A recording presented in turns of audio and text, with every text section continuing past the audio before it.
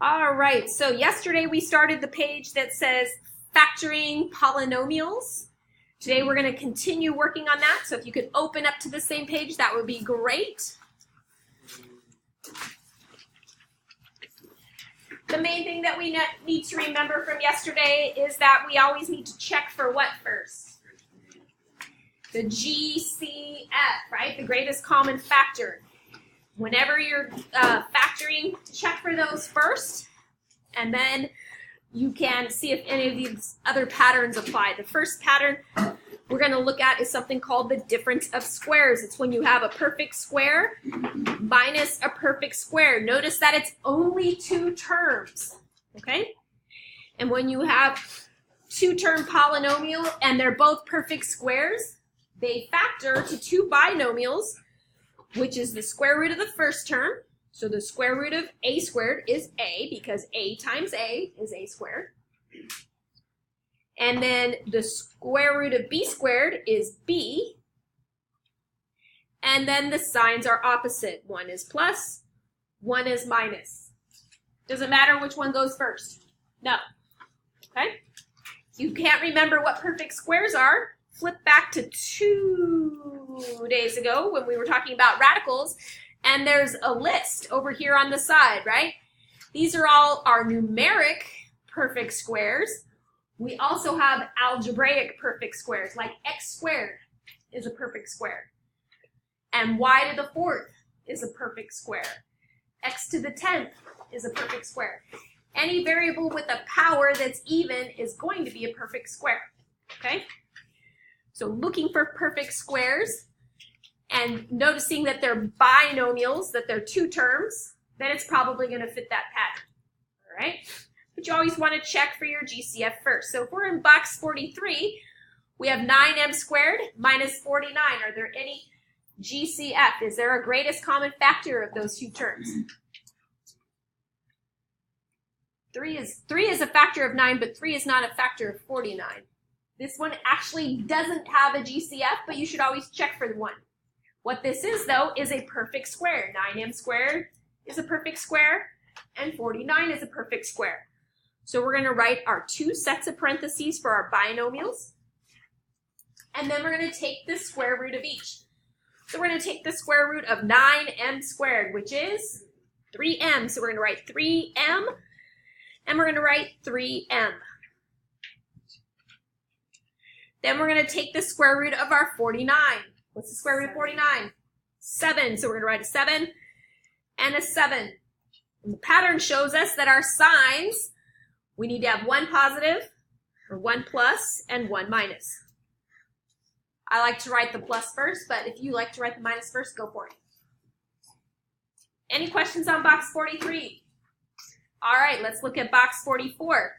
First, we look for a GCF. Is there a GCF? This one does have one, and it's frequently that it is whatever that coefficient is. So always check that coefficient. This one's 5, so we factor out of 5. For the first term, that leaves us with x squared. And then the sign is negative or minus. And then we need to figure out what factor we would multiply 5 by to get to 80. 16. Do we like the number 16? Yes, we like 16 because it's a what? Perfect square. So if it's a perfect square, it fits our pattern up here of difference of squares. So we can write our two sets of parentheses for our binomial times our binomial. We need to bring down that 5 that we factored out. And then we're going to fit our pattern into those parentheses. The square root of x is x, so we write our x and our x. The square root of 16 is 4, so we write our 4 and our 4. And then our plus and our minus. Any questions on box 44? All right, jump over to box 45.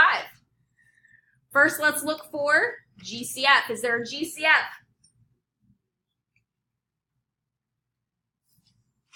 3. 3 is the numeric part of the GCF, but you'll also notice there's an algebraic part. What is it? Y. has a y in this term and a y in this term. So we actually just factored out the whole term. So we need to write a 1 there. Do we like 1? Yes, it's also a perfect square. We often forget about it because it's the easiest one and it's the first one, but it definitely is a perfect square. And then we have minus what? How many times does 3 go into 75? 25 times. There's a y and a y, so we're left with x squared. Okay? So now we need to factor that difference of squares. So we're going to write parentheses for our binomial times a binomial, bring down the 3y that we factored out, and then start taking the square roots. What is the square root of 1? 1. So we write our 1 and our 1. What is the square root of 25x squared? 5x. So you write 5x, and you write 5x. And then the signs are plus and minus.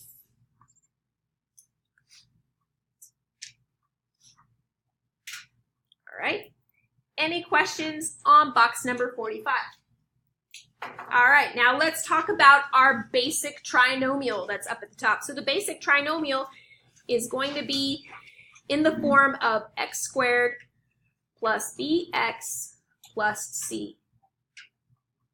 Basic trinomial just means that the leading coefficient is going to be a 1. You're going to have a 1 there, which basically means you can't see it. There's going to be a 1 there that you can't see. And when there's a 1 there that you can't see, you're going to look for 2 numbers that multiply to get your c, that also add or subtract to get your b. Kind of like this x I put on the board. So the x I put on the board is going to be something in the delta math that you're going to see what 2 numbers are going to multiply to get 28, at the same time add to get 11. And you're going to fill in those 2 numbers. Anybody know what they are? They should be 4 and 7, right? Because 4 times 7 is 28, and 4 plus 7 is 11. Okay? So you're going to do some of those in delta math. And this is how they get filled in to the boxes. So box number 46, we're going to write our 2 sets of parentheses. We know that the square root of x squared is x and x. And we need to figure out what 2 numbers are going to multiply to get 63, but at the same time, add and subtract to get 16. Anybody think they know the 2 numbers?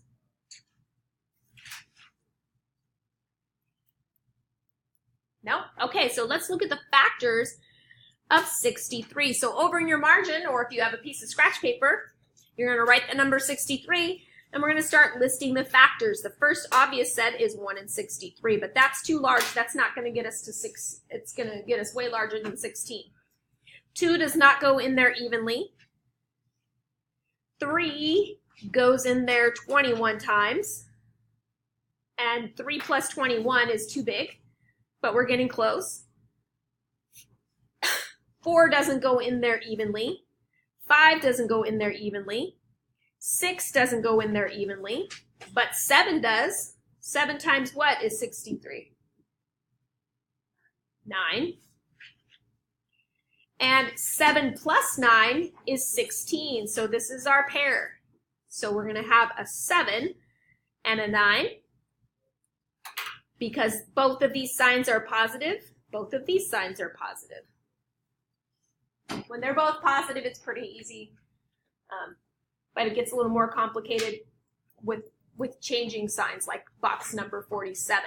Okay, so for box number 47, we're going to write 2 sets of parentheses for our binomial times our binomial. We know that the square root of n squared is n and n. We need 2 numbers that multiply to get negative 70, but add and subtract to get negative 3.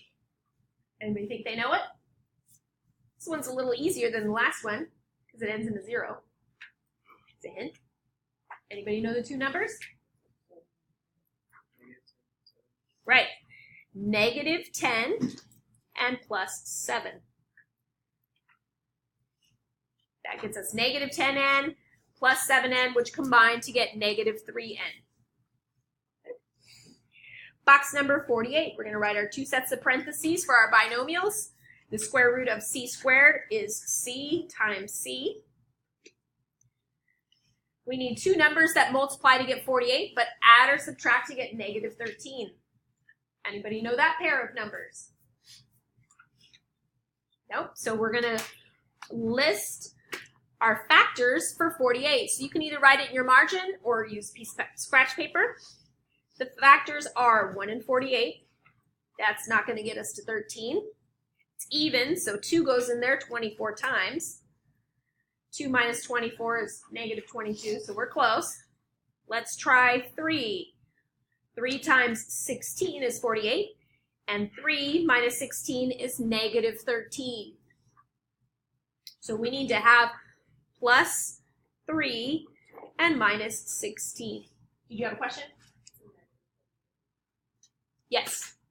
That's why I put negative 16 and positive 3. Yes. So this is the combination. The 3 needs to be positive. The 16 needs to be negative. Any questions on box 48? All right, box 49. Doesn't look like the leading coefficient is 1. That's because we need to see if there's a GCF. Is there a GCF for box number 49? 5, right? Each of these has a factor of 5. So we're going to factor out of 5 first. That's going to leave us with x squared plus 1x minus 12. For this trinomial right here, we're going to write two sets of parentheses. We're going to bring down the 5 we just factored out. And then we need to factor this trinomial right here. So the square root of x squared is x and x. And then we need two numbers that are going to multiply to get negative 12, but add or subtract to get positive 1. If it helps to put a 1 right there, put a 1. Okay. So there aren't too many factors of negative 12. Anybody know the pair that are 1 apart from each other? All right, so in the margin, you're going to write the factor 12. If it helps to put a negative sign so you know which one's positive and which one's negative. And then you're going to start listing the factors of 12. They are 1 and 12. More than 1 apart. It's even, so 2 goes in there 6 times. More than 1 apart. The next set of factors are 3 and 4. And they are definitely 1 apart. So that is our those are our factors. This middle term is positive 1, so we need our larger number to be positive and our smaller number to be negative, so it should be x minus 3 and x plus 4. What is the GCF of box number 50? 2, right? Usually if there is a GCF, it's usually the leading coefficient, but not always. So we're going to factor out a 2. That leaves us with p squared minus 12p plus 36. Then we're going to write our two sets of parentheses to factor that trinomial to a binomial times a binomial. We also need to bring down the 2 we just factored out. We know that the square root of p squared is p and p. And then we need to figure out what two numbers are going to multiply to get 36.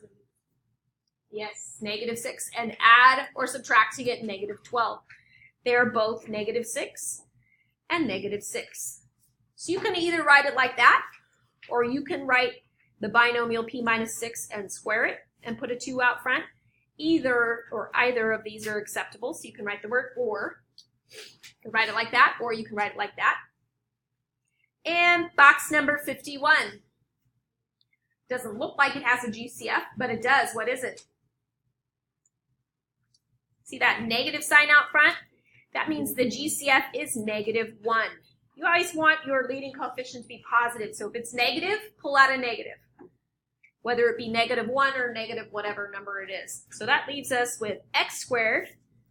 Everything is going to end up switching signs. Plus 11x plus 30. So underneath it, we're going to write